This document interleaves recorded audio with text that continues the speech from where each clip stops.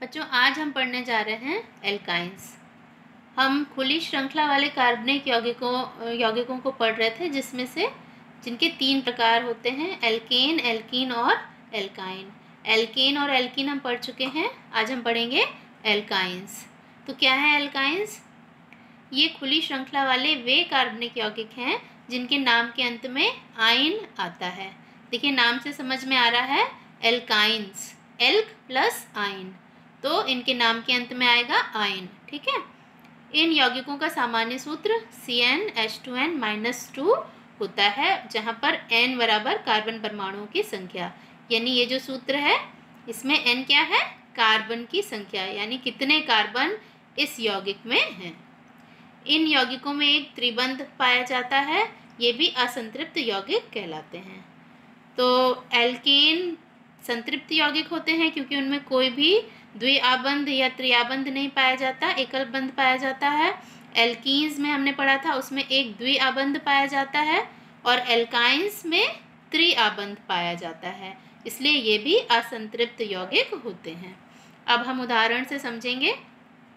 तो हमने इसका सामान्य सूत्र लिया एल्काइंस का, और इसमें n का मान रखते हैं, तो देखते हैं क्या हमें सूत्र या कौन सा कार्बनिक यौगिक हमें प्राप्त होता है। तो एल्काइंस भी कम से कम 2 कार्बन से बनना शुरू होते हैं, यानी एल्काइन का जो पहला यौगिक होता है उसमें 2 कार्बन पाए जाते हैं। 2 से कम कार्बन का कोई भी एल्काइन नहीं पाया जाता। तो हम सूत्र में n का मान 2 रखते हैं। ठीक है, तो यहाँ पर n की जगह पर हमने 2 रखा, यहाँ पर भी 2n यानी 2 × 2 -2, इसको सॉल्व करेंगे तो C2 2 2 4 -2, फिर 4 में से 2 गया, 2 बचा, तो C2H2 ये सूत्र निकल के आया। और हम पहले पढ़ चुके हैं कार्बन के कितने परमाणु हो गए? 2, तो 2 कार्बन वाला कार्बनिक यौगिक कहलाता है एथ, हमने पढ़ा था। तो इसका नाम होगा एथ प्लस, चूँकि ये आइन एल्काइन है तो इसमें आइन लगेगा, एथ प्लस आइन, तो इसका नाम हो जाएगा एथाइन, या इसको एसिटिलीन भी बोलते हैं। ठीक है, आप एथाइन भी लिख सकते हैं और एसिटिलीन, इन दोनों में से कोई भी नाम आप लिख सकते हैं। देखिए, इसका संरचनात्मक सूत्र C2H2 है, तो 2 कार्बन हैं, ये 2 कार्बन बना दिए, H2 है तो एक H यहाँ जुड़ गया, एक H यहाँ जुड़ गया, है ना। अब देखिए, संयोजकता पूर्ण नहीं कर पा रहे हैं हाइड्रोजन, सिर्फ 2 ही हाइड्रोजन है, एक कार्बन से एक हाइड्रोजन जुड़ेगा, तो बाकी की 3 संयोजकता कैसी पूर्ण होगी?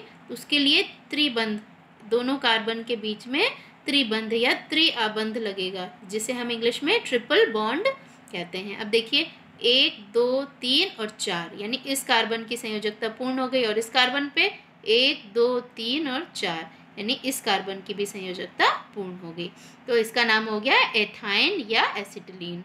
अब हम दूसरा उदाहरण लेते हैं। इस सूत्र में, एल्काइन के सूत्र में, हम n का मान 3 रखते हैं, फिर देखते हैं क्या यौगिक प्राप्त होगा। n की जगह पर हमने 3 रखा, C3H2 × 3 -2, तो इसको सॉल्व करेंगे तो C3 3 × 2 6 -2, ये हो गया। अब C3 और 6 -2 हुआ तो 4 आएगा, तो ये सूत्र आया C3H4।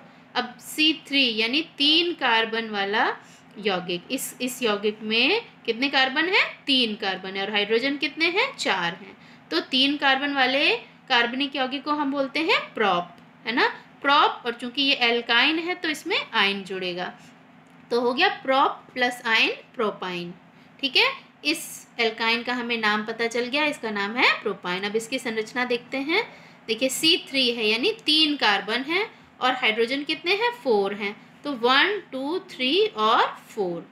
अब ये संरचना इसकी बनेगी क्योंकि हमें कार्बन की संयोजकता पूरी करनी है, इसलिए इस कार्बन से 3 हाइड्रोजन जुड़ेंगे, और चौथी संयोजकता यानी चौथा बंध इस कार्बन से जुड़ेगा, तो इस कार्बन की चारों संयोजकताएं पूर्ण हो गई, 1 2 3 और 4। ठीक है, अब इस कार्बन की देखते हैं, तो 1 2 3 और 4, ठीक है, इसकी भी पूरी हो गई, और इस वाले कार्बन पे एक हाइड्रोजन जुड़ा है, और ये कार्बन दूसरे कार्बन से त्रिबंध से जुड़ा हुआ है, तो 1 2 3 और 1 4, तो इस प्रकार से तीनों कार्बन की संयोजकता पूर्ण हो गई है। ठीक है, अब चूंकि 3 कार्बन है तो इसमें हम नंबरिंग करेंगे, यदि 2 कार्बन ही होते तो उसमें नंबरिंग करने की आवश्यकता नहीं होती, क्योंकि यदि हम यहाँ 1 डालते तो दूसरा 2 होता और इसको 1 डालते तो दूसरा 2 होता, तो दोनों ही स्थितियाँ समान होती। लेकिन यहाँ पर 3 कार्बन है ना, तो अगर यहाँ 1 डालेंगे तो ये दूसरा हो जाएगा, ये तीसरा होगा,